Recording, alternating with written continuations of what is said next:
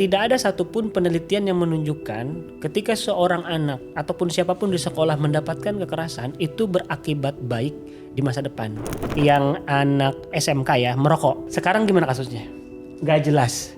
Semuanya rugi, muridnya mukanya sudah di mana-mana, dirugikanlah anaknya, gurunya umroh, tapi orang gak ada yang tahu kejadian yang sebenarnya. Sehingga kemudian kita sampai hari ini kalau ngikutin emosi publik di sosial media, maka kasus ini nggak ada yang clear. Ketika guru menampar murid itu salah, ketika murid mengeroyok guru itu juga salah. Nah, jadi jangan siapa yang lebih salah. Kenapa hal-hal kecil yang sebetulnya bisa diselesaikan di level kepolisian, kenapa harus sampai kejaksaan dan pengadilan sih? Gitu. Saya nanya ke teman-teman guru, kalau Anda mengalami kekerasan oleh murid ataupun oleh kepala sekolah ataupun oleh kebijakan, Anda lapor kemana? Rata-rata nggak tahu. Kami apresiasi karena baru pertama kali ada yang menjanjikan upah minimum guru non ASN. Ada tuh di Asta Citanya tuh. Jadi sebagai janji aja kita udah apresiasi itu, karena belum ada yang berani menjanjikan itu.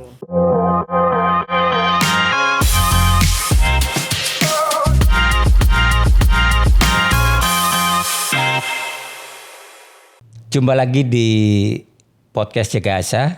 Di studio telah hadir Bang Iman Zanatul Khairi. Betul. Iman Zanatul Khairi. Betul. Oke, saya manggilnya Pak Guru apa Bang Iman nih? Dua-duanya boleh. Karena bukan di ruang kelas, manggilnya Bang aja lah ya. Oke. Ini Bang Iman, Anda ini kan praktisi pendidikan, mungkin juga lulusan pendidikan, juga mengajar, mengamati isu pendidikan. Nah, belakangan ini ada banyak isu lah seputar pendidikan. Kalau saya coba riset-riset kecil gitu ya, riset Google, riset Google gitu, ada beberapa isu yang marak. Satu tentang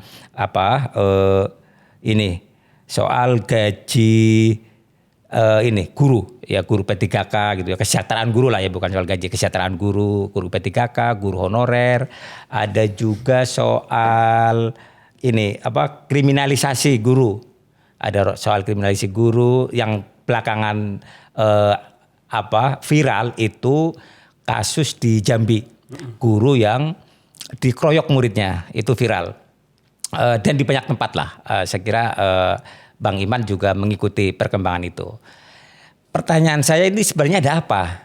Kok tiba-tiba banyak peristiwa yang melibatkan entah guru dilaporkan, entah kekerasan yang pelakunya dalam tanda kutip guru gitu ya. Kalau di Jambi guru dan murid bisa masa berantem, berarti dua-duanya bisa disebut sebagai pelaku gitu kan ya. Sebenarnya ada apa dengan itu semua? Dan kira-kira gimana nih rekan-rekan guru itu yang Bang Iman tahu? Iya. Yang pertama kita sadar ya bahwa zaman berubah. Zaman berubah ya. Zaman berubah. Kalau zaman kita tuh dulu dipukul penggaris itu diam aja, manut ya. Dianggap oke. Dianggap oke. Zaman Kalau berubah. sekarang mungkin sudah tidak bisa diterima. Karena perubahan zaman ini sebetulnya berkaitan kekerasan yang menimpa guru ataupun guru yang melakukannya juga kepada murid. Kami menyebutnya kekerasan vertikal horizontal. Kekerasan vertikal horizontal. Apa itu artinya? Kalau vertikal atas bawah, guru kepada murid, murid kepada guru. Sesama guru juga ada. Sesama guru ada juga. Iya, sesama murid pasti ada berantem. Kalau itu udah biasa. Iya. Guru oleh orang tua juga ada. Oleh eksternal. Jadi seperti plus ya, kiri kanan atas bawah kekerasan itu ada di sekolah dan itu harus segera diselesaikan. Pertama kenapa ini viral? Ada segi positifnya, bukan positif kekerasan ya. Oh iya harus jelas tuh. Iya harus jelas. Ya, seolah-olah kekerasan itu dianggap sesuatu yang positif kan nanti repot tuh. Iya, jadi tidak. Menjelaskan positif dalam peristiwa kekerasan itu di mananya itu? Kenapa kemudian setiap ada kejadian kekerasan yang tertuduhnya adalah guru, terlepas benar atau tidak ya, beda-beda kasus. Kenapa kemudian langsung dilaporkan? Nah, ini sebetulnya ada perkembangan yang baik yang kita sebut sebagai kesadaran akan kekerasan di masyarakat. Jadi sebetulnya masyarakat berubah dan makin sadar, makin sensitif terhadap kekerasan. Nah, persoalannya saking sensitifnya jadi gampang lapor gitu loh.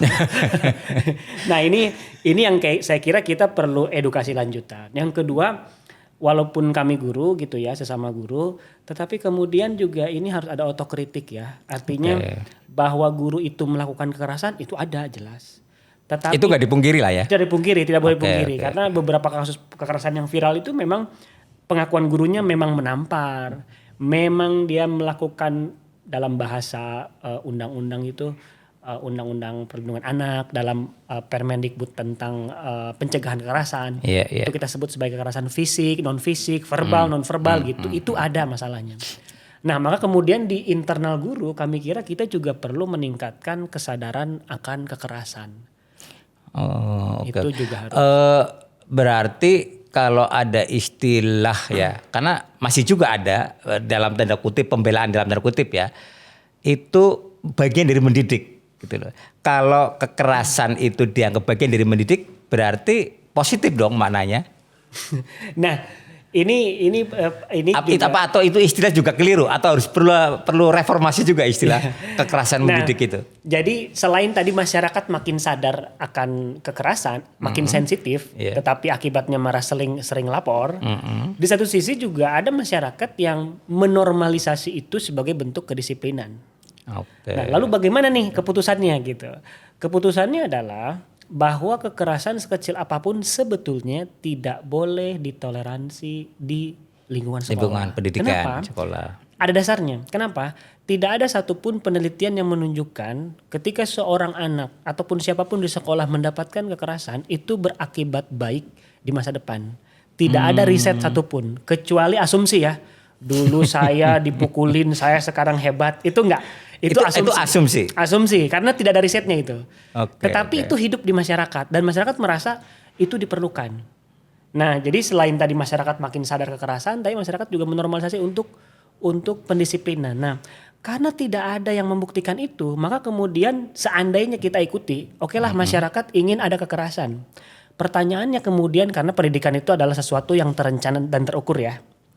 Pertanyaannya kalau kekerasan dibolehkan, kira-kira ngukurnya gimana? Apakah menampar ini 70 km per jam? Masalahnya ketika kita mengizinkan kekerasan, ngukurnya itu nggak bisa diukur. Kan sering ada beberapa kejadian. Misalkan gurunya mengaku hanya menyentuh pipi. Kata muridnya itu menampar.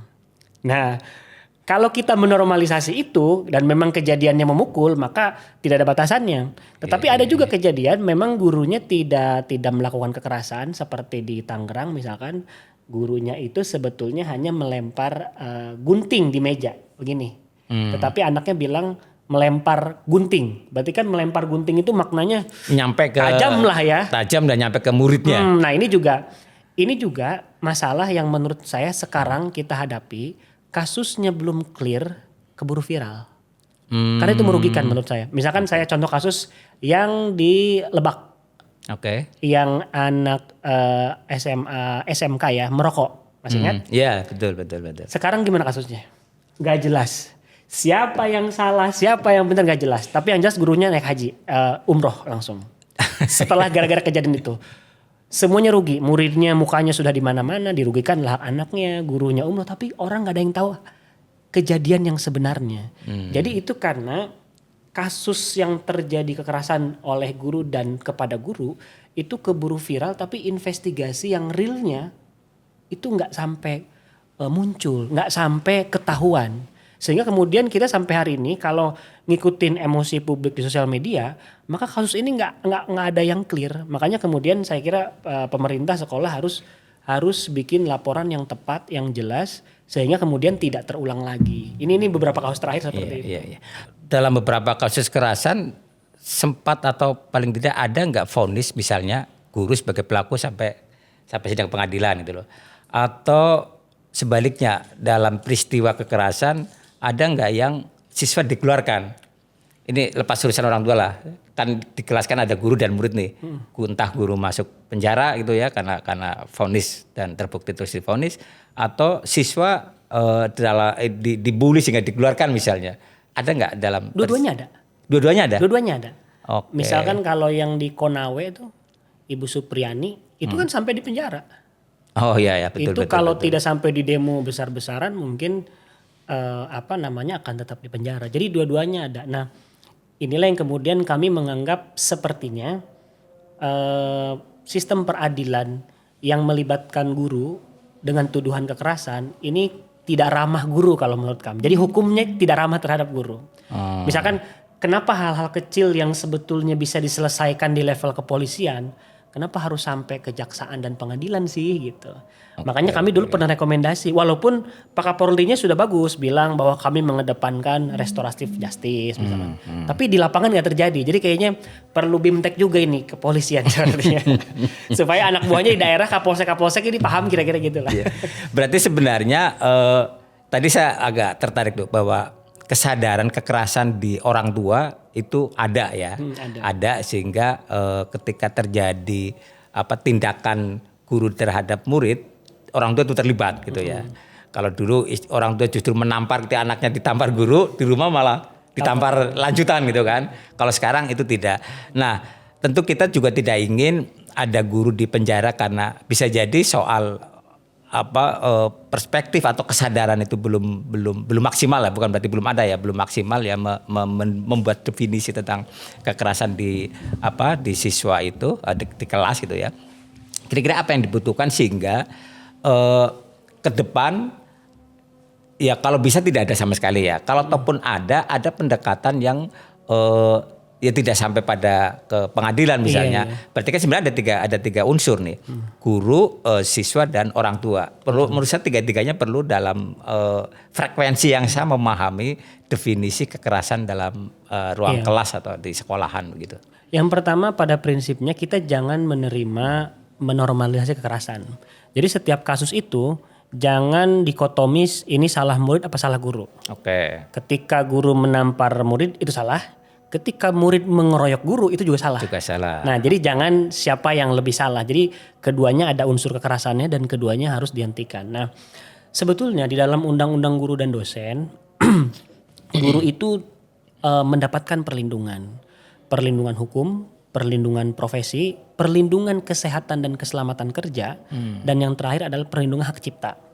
Sebetulnya kalau nanti kita ribut di hak cipta, berarti level kita sudah naik. Tapi kalau kita masih ributnya yang begitu-begitu, berarti masih belum maju nih pendidikan kita, itu indikatornya di situ. Kan kalau udah di hak cipta tuh udah di level pengetahuan ya. Ya. Nah, kita masih di situ, perlindungan profesi dan juga perlindungan hukum. Nah, kami dari P2G punya beberapa kesimpulan bahwa pemahaman tentang kekerasan ini penting bagi guru, bukan cuman supaya dia tidak melakukan kekerasan terhadap muridnya, tetapi ini juga untuk pemahaman dirinya ketika dia mengalami kekerasan. Jadi peningkatan pemahaman ini sangat penting, pelatihan-pelatihan itu harus, karena tidak banyak guru yang membaca, menghatamkan Undang-Undang Guru dan Dosen, bagaimana dia itu sebetulnya terlindungi secara profesi, hukum, kesehatan, keselamatan kerja dan lain sebagainya. Karena apa kami mengatakan begini? Karena guru juga sebetulnya korban kekerasan. Kekerasan yang diakibatkan tadi oleh lingkungan sekolah atau kekerasan yang sifatnya struktural. Perintah kepala sekolah, perintah dari kepala dinas, peraturan kebijakan yang mendiskriminasi dia. Guru harus sadar itu. Jadi kondisi guru juga banyak tekanan ini ya. Betul. Dari banyak sisi gitu ya. Jadi rantai kekerasan itu, guru itu bukan sumber tapi di tengah-tengah rantai itu. Dan rantai itu harus kita putus. Dia tidak mengalami kekerasan dari atas dan dia juga tidak melakukannya ke bawah. Itu idealnya yang kami harapkan seperti itu. Guru tidak stres karena ini itu sehingga efeknya sedikit kejadian langsung emosi begitu ya. Betul. Perlu nggak misalnya dalam mungkin awal masuk sekolah pengenalan gitu kayak ada materi atau mungkin sudah ada materi untuk saya nggak tahu istilahnya kalau di di sekolahan, kalau kita dulu zaman saya kuliah itu kayak ospek gitu loh. Kalau sekolah apa? Untuk guru apa untuk siswa? Ya untuk bersama biar punya frekuensi. Jadi memahami kekerasan, mana yang boleh, mana yang tidak boleh, sehingga kesadaran itu kedua belah pihak itu ada. Iya, kalau murid mungkin perlu diperkenalkan di dalam sekolah. Tetapi guru idealnya sebelum dia masuk ke sekolah, secara ideal ya, karena dia adalah profesi yang profesional, seharusnya ketika dia dididik di LPTK dan dia mendapatkan pendidikan profesi guru, harusnya selesai di situ. Tapi ada nggak? Banyak yang akhirnya baru belajar. Maksudnya pendidikan itu ada nggak dalam profesi guru itu? Sebetulnya ada tapi samar. Ada tapi samar. Jadi dalam pendidikan profesi guru itu kan ada 4 komponen ya. Bidangnya sendiri dia harus mumpuni, pedagogis, sosialnya juga dia harus tahu gitu. Jadi dia bisa mengendalikan emosinya, dia juga bisa berinteraksi secara sosial, dan dia juga tahu ilmu mendidik, dan juga dia hafal bidangnya. Nah, sebetulnya dari komponen itu turunannya ada.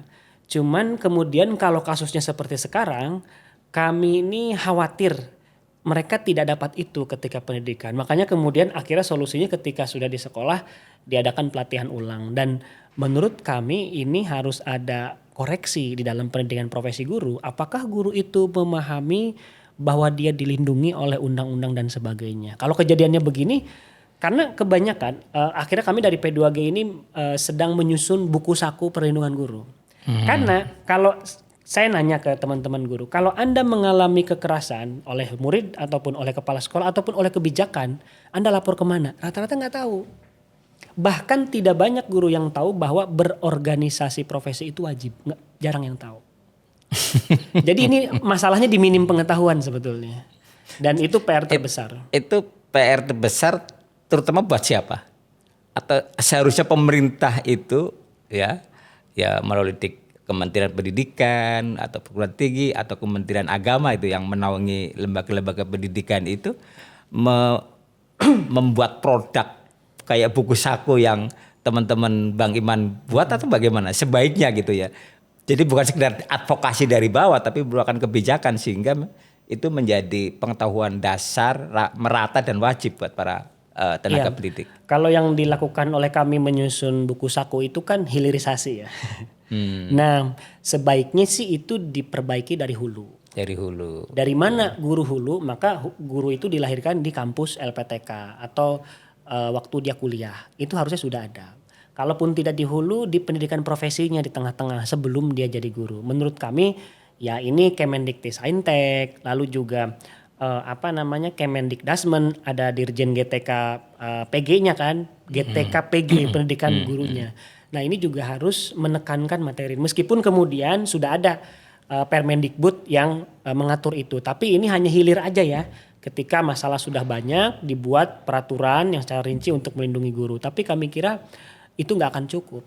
Karena kita juga harus menyetop generasi-generasi baru yang jadi guru ini kalau bisa dipersiapkan sejak dini gitu. Untuk memahami bagaimana cara dia melindungi dirinya sendiri. Berkendara pakai helm lah kira-kira gitu. Ya menarik. Ini kayak perlu ada sesi khusus tentang isu kekerasan ya. Baik oleh guru maupun oleh murid. Tadi juga ada penjelasan kalau guru di tengah. Ya kita dalam pengertian dalam mata rantai kekerasan ya. Tekan dari atas, dari bawah, dari samping. Apakah salah satu, ini sekedar nanya saya ini, apakah salah satunya misalnya soal kesejahteraan itu bagian dari pihak penekan gak ini? Gimana soal kesejahteraan guru nih? Nah, tentu saja itu berpengaruh. Yeah. Tetapi kemudian kalau itu disebut pengaruh paling besar, saya tidak bisa menjamin itu, belum ada risetnya. Tetapi kemudian begini, kesejahteraan itu adalah syarat mutlak. Syarat mutlak orang bekerja. Bukan hanya guru. Nah, untuk guru pun kalau bisa seperti itu. Nah, memang kesejahteraan juga menjadi persoalan utama karena kesejahteraan guru ini juga dilekatkan pada bagaimana kinerja dia bekerja di dunia pendidikan. Yang ini di dalamnya ada jam kerja, beban ajar. Kalau bebannya tambah besar, tingkat stresnya makin tinggi, ini dia akan kesulitan mengelola emosinya gitu. Apalagi kurang sejahtera gitu kan. Itu saya kira akan sangat beban kerjanya tinggi sampai rumah mau makan gak ada nasi gitu. Itu juga persoalan. Kan gak mungkin kita meningkatkan kualitas dalam keadaan lapar lah kira-kira gitu. Saya sempat coba kepengen tahu juga sih presiden kita ini ya Pak Prabowo dalam beberapa kesempatan pidato itu menyampaikan, saya baca aja ini dari hasil riset Google lagi gitu ya, menekankan gaji layak gitu ya. Jadi gaji layak adalah kunci peningkatan mutu pendidikan. Mengingat guru adalah agen perubahan dan fondasi SDM. Nah, sejauh mana ini soal kebijakan Sekarang dari era presiden sebelumnya ya dari Pak Jokowi itu kan soal guru tuh diangkat jadi P3K, mungkin belakangan juga ada istilah P3K Parawato itu sejauh ini apakah sudah terangkat semua atau belum atau bagaimana kondisi di lapangan? Sebelumnya mungkin kita urai dulu ya guru yang ada di Indonesia itu ragamnya ada banyak. Mungkin kita sebut ragam yang paling bagus dulu ya. Jadi Indonesia ini ada guru ekspatriat, guru bule. Dia mengajar di sekolah internasional yang mungkin dia makan siang pun kita nggak akan lihat karena beda gapnya gitu ya. Itu yang paling sejahtera. Itu sorry saya potong. Itu kira-kira ada berapa orang tuh guru ekspatriat itu? Tergantung sekolahnya. Sekolah internasional misalkan di Jakarta ya dia tergantung program sekolahnya. Misalkan sekolah internasional ini punya jaringan dengan kampus-kampus luar maka ya gurunya makin banyak. Itu guru paling sejahtera di Indonesia. Cuman bedanya guru asing lah kira-kira gitu ya. Berarti standarnya dolar kayaknya kan? Sudah dolar. Makanya harganya beda. Digajinya pakai dolar, betul sekali. Nah yang kedua adalah guru lokal tapi ngajar di sekolah yang ekspatriat itu. Biasanya gapnya bisa sampai 2 kali lipat lah, jauh gajinya. Lalu kemudian di Indonesia tentu saja yang paling dikejar oleh banyak guru itu guru PNS. Yeah. Dan PNS pun ada gapnya lagi. Kita PNS yang paket lengkap. Paket lengkap itu maksudnya tunjangannya lengkap. Saya contohkan ya, paket paling diidam-idamkan guru itu adalah guru PNS DKI dengan tunjangan daerah dan tunjangan profesi. Oh itu udah the best lah. The best, tapi ada yang gak the best kan. Nah beda lagi dengan PNS daerah-daerah. Nah di bawah guru PNS ada guru P3K. Masih ASN ya, ASN. Di bawah P3K baru sekarang tuh lahir namanya P3K paruh waktu. Di bawahnya lagi ada honorer daerah. Dia bukan ASN, ngajar di sekolah negeri tapi dibayar oleh Pemda. Di bawah honorer daerah ada namanya honorer murni. Dia adalah guru honor yang hanya diketahui oleh kepala sekolah. Jadi kalau kepala sekolahnya meninggal, dia nggak punya status. Nah, SK-nya SK kepala sekolah. SK-nya kepala sekolah. Jadi dinas kadang-kadang tahu dan pura-pura nggak tahu. Antara dua itu aja lah gitu. Nah, ada lagi yang lebih miris lagi di antara guru-guru tersebut adalah guru madrasah. Loh, kenapa dengan guru madrasah itu? Karena guru madrasah itu jumlah guru madrasah negeri itu kecil, hanya sekitar 8%. Sisanya dari seluruh populasi madrasah. Ya, 92% itu madrasah swasta. Yang mana mereka digaji karena madrasah banyak yang yayasan sosial ya. Yeah. Sehingga digajinya juga ala kadar, seikhlasnya dan lain sebagainya. Nah mereka bisa nggak memenuhi paket lengkap tadi ya? Tidak bisa. Karena antrian untuk PPG guru madrasah itu lebih lama daripada antrian haji. Wah, serius. Antrian haji bisa 15-20 tahun. Iya, itu menurut Asosiasi Guru Pendidikan Agama Islam Indonesia. Menurut mereka lebih lama dari antrian haji. Jadi madrasah ini lebih lagi tuh. Nah dari kasta nggak pernah kesampaian dong kalau gitu. Ya karena saking lamanya gitu kan. Tapi alhamdulillah sih di tahun ini alhamdulillah kuotanya dibuka besar. Jadi alhamdulillah. Jadi tahun 2025 2026 waktu Pak Presiden pidato memang dibuka besar-besaran. Jadi yang tadinya antrian haji jadi setengah haji lah kira-kira. Untuk di Kemendag ngaruh. Jadi kita apresiasi itu kita tuntut terus akhirnya dibuka juga. Meskipun masih ya misalkan di tempat saya mengajar itu baru setengahnya guru mendapatkan akses buat PPG. Setengahnya lagi belum. Gitu. Jadi agak mending sekarang longgar. Nah berkaitan dengan pidato Pak Presiden sebetulnya waktu kampanye itu kami apresiasi karena baru pertama kali ada yang menjanjikan upah minimum guru non ASN. Ada tuh di Asta Citanya tuh. Jadi sebagai janji aja kita udah apresiasi tuh. Karena belum ada yang berani menjanjikan itu. Meskipun pada prakteknya nggak terpenuhi ya. Belum. Oh belum enggak. Belum. Biar kita baru satu tahun. Biar kita bisa berharap ya. Iya bisa berharap. Ada 4 tahun masih bisa untuk dituntut biar terpenuhi. Jadi ketika menjanjikan itu kami wah ternyata bisa juga nih gagasan ini ternyata jadi janji politik itu bisa. Itu kami senang. Kemudian akhirnya berpidatolah mendapatkan tadi ya beberapa bantuan-bantuan insentif yang memang masih kecil juga. Tetapi memang baru pertama kali ada bantuan yang langsung kepada guru honorer gitu. Meskipun besarannya ya besaran bansos lah ya 300.000 dan tahun ini naik menjadi 400.000. Ya harapan kami ya naiknya jadi UMR lah atau UMP lah kira-kira gitu. Nah, kalau soal guru paruh waktu itu gimana itu? Nah, Kan sebenarnya guru patokannya kan jam mengajar atau apa gitu ya. Kalau paruh waktu misalnya jam mengajarnya sejam jadi setengah jam atau gimana itu? iya, kami ini mungkin mencoba memahami dari sisi pemerintah dulu ya. Setelah itu mungkin dari sisi guru. Kami sering berdialog FGD dengan BKN, Kemenpan RB, dengan kementerian yang berkaitan dengan rekrutmen guru. Kami sadar bahwa mereka tuh memang punya batasan tertentu. Berapa sih jumlah ASN yang bisa mereka rekrut? Bahwa mereka ingin ada seleksi dan lain sebagainya. Tetapi kan di lapangan tidak seperti itu gitu. Guru-guru banyak yang menunggu dan lain sebagainya. Nah, guru-guru honorer ini memang berdasarkan amanat Undang-Undang ASN nomor 20 tahun 2023 memang udah nggak boleh lagi tuh. Per Desember 2024 tuh sebetulnya udah nggak boleh lagi. Di pasalnya itu disebutkan jabatan ASN tidak boleh diisi oleh non ASN. Sebetulnya udah nggak boleh. Nah, Kemenpan RB mungkin bikin terobosan, ya udah diangkat aja tapi PW. PW itu bukan enak ya. Paruh waktu maksudnya. Jadi diangkat jadi P3K tapi paruh waktu. Nah, pengangkatannya gelondongan.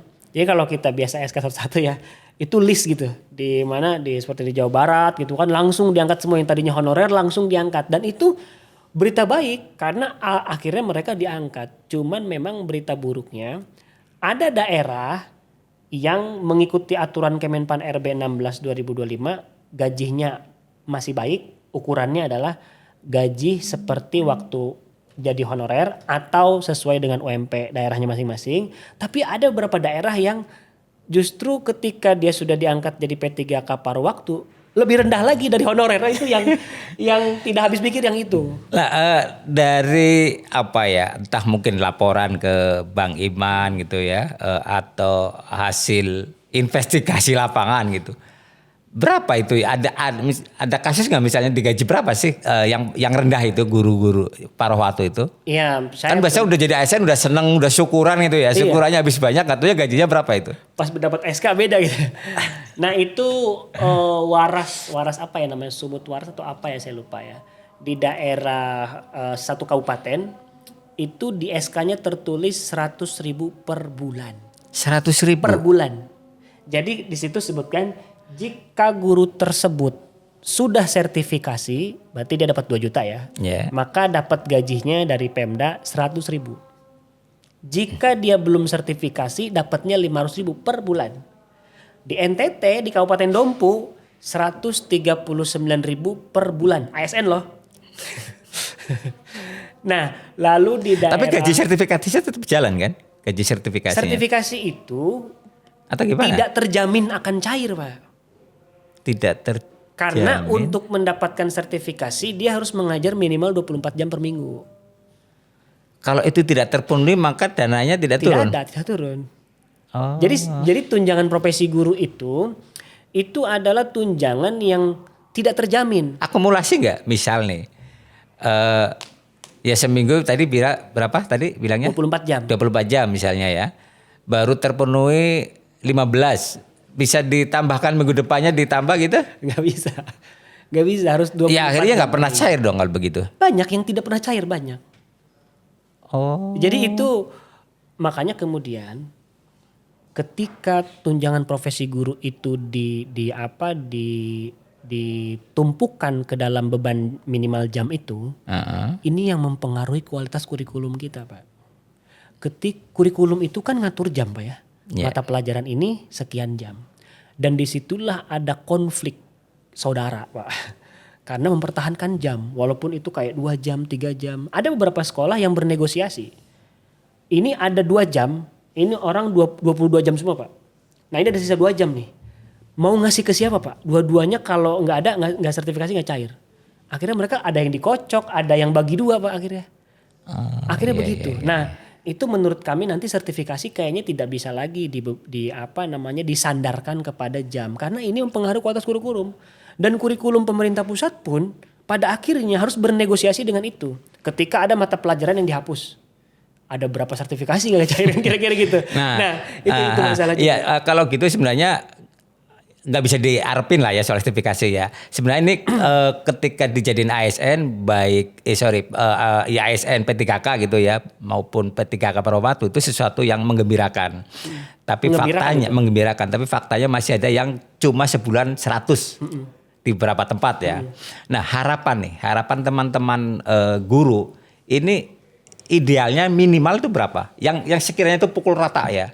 Tidak melihat kabupaten A, B, C kan kalau itu kan bisa jadi variatif ya. Tapi untuk minimal apa? Guru seluruh Indonesia. Dan guru seluruh Indonesia berdasarkan regulasi. Ya. Berdasarkan saya ada penelitian ya. Namanya IDIAS dari Dompet Duafa melakukan survei guru se-Indonesia. Idealnya guru di Indonesia standar minimumnya 8 juta rupiah, Pak. Itu sulit terpenuhi. Ideal ya. Oke.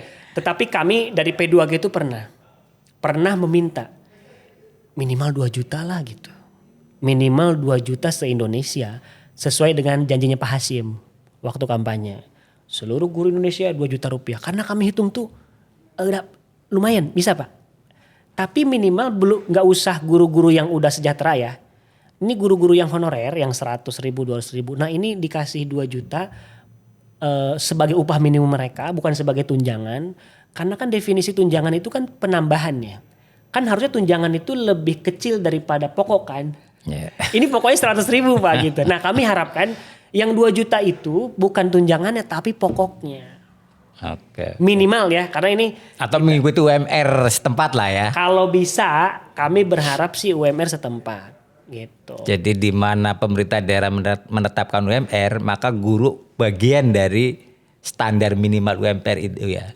Betul, kami beberapa kali sebetulnya mengajukan dan berharap Pak Presiden menetapkan upah minimum guru non ASN itu. Dan itu yang akan diperjuangkan, paling nggak itu untuk bagian dari membuat guru ya sejahtera mungkin belum, tapi minimal kebutuhan hidup dasar bisa terpenuhi jika gajinya mengikuti UMP atau UMR setempat ya. Kalau Presiden mengeluarkan PP tentang upah minimum guru, wah saya sujud syukur saya pasti.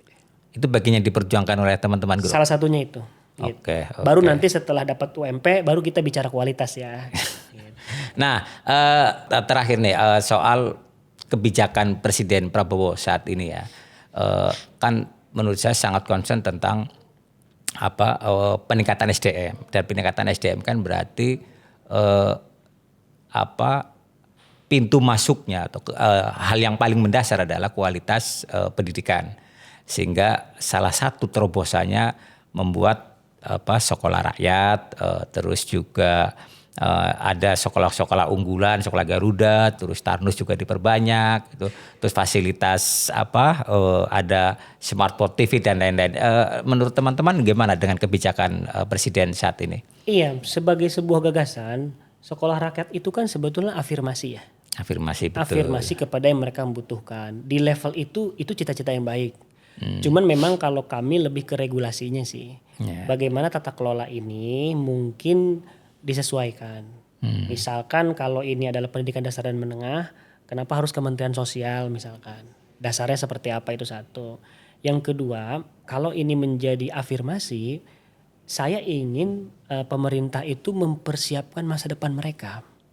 Karena sekolah berasrama itu diciptakan untuk anak-anak yang memang punya cita-cita tertentu. Nah ini diasramakan karena mereka miskin. Berarti pemerintah harus menyediakan cita-cita untuk mereka. Nah harapan kami ke depan sekolah rakyat itu namanya bukan sekolah rakyat. Tapi sekolah dengan merek kompetensi tertentu. Sekolah nelayan, sekolah digital. Karena kalau sekolah rakyat ini dibawa oleh mereka sampai mereka lulus, ini seperti label miskin ya dulunya gitu. Nah kami ingin itu dihapus. Artinya kami ingin ini sukses ya. Yeah. Maka kemudian masukan-masukan ini kami harap diatasi supaya nanti lumayan uangnya sangat besar ya untuk sekolah rakyat. Termasuk juga SMA Unggul Garuda. Kami sadar, kami tahu keinginan Presiden itu adalah bagaimana pemerintah ini juga bisa melahirkan lulusan-lulusan terbaik. Yeah. Bukan hanya SMA yang swasta yang bagus-bagus, tetapi anak-anak yang memang tidak sanggup sekolah bagus untuk ke luar negeri dengan kampus-kampus bagus juga bisa diluluskan dengan sekolah-sekolah pemerintah yaitu SMA Unggul Garuda. Nah, problematikanya adalah harapan kami adalah bagaimana caranya ini tidak inklusif gitu ya. Eksklusif, tidak eksklusif, tidak tapi juga eksklusif. inklusif. Dan juga ke depannya kami memikirkan masa depannya nih. Karena saat ini kan SMA Ungu Garuda itu disupport oleh pemerintah. Artinya kalau supporting ini berhenti, maka sekolah itu bakal jadi sekolah mahal. Jadi program ini tidak boleh gagal, maksud kami gitu loh. Kalau gagal kita 2 kali kenanya gitu. Maka dari itu saya kira sebelum ada persoalan, bayangkan SMA Garuda sekarang tahun 2026.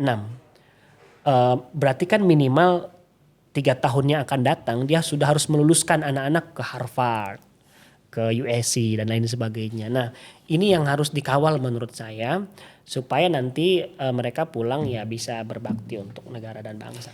Wah luar biasa nih, nggak cukup banyak nih untuk bincang-bincang sekali ini soal pendidikan ya. Tapi saya minta singkat saja closing statement karena tadi ada 2 isu yang kita bahas ya, kita perbincangkan sebenarnya sekilas soal kesadaran tentang kekerasan di dunia pendidikan dan soal kesejahteraan guru. Harapan singkat ya dari Bang Iman ke pemerintah berkaitan dengan 2 hal itu. Kira-kira tindakan kebijakan seperti apa agar bisa kekerasan terkurangi dan kesadaran kekerasan itu muncul maupun guru menjadi sejahtera. Yang pertama untuk kekerasan ya itu tugas bersama menurut saya, nggak bisa hanya pemerintah. Kita kerjasama semuanya untuk meningkatkan kesadaran kita bahwa kekerasan itu 0, tidak bisa toleransi. Yang kedua kami harap pemerintah mungkin suatu saat nanti mengeluarkan peraturan pemerintah upah minimum guru.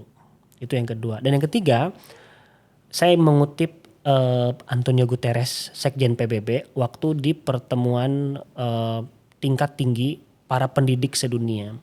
Beliau mengatakan di tengah perubahan zaman seperti sekarang yang tidak pasti dan susah diprediksi, kita harus mendukung guru sebagaimana guru mendukung kita. Terima kasih.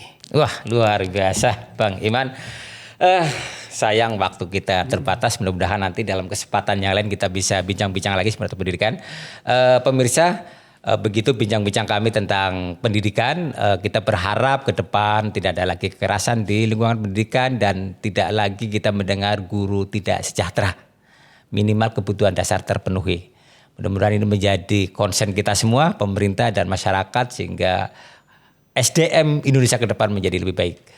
Terima kasih. Wassalamualaikum warahmatullahi wabarakatuh. Terima kasih Bang Iman. Siap, luar biasa.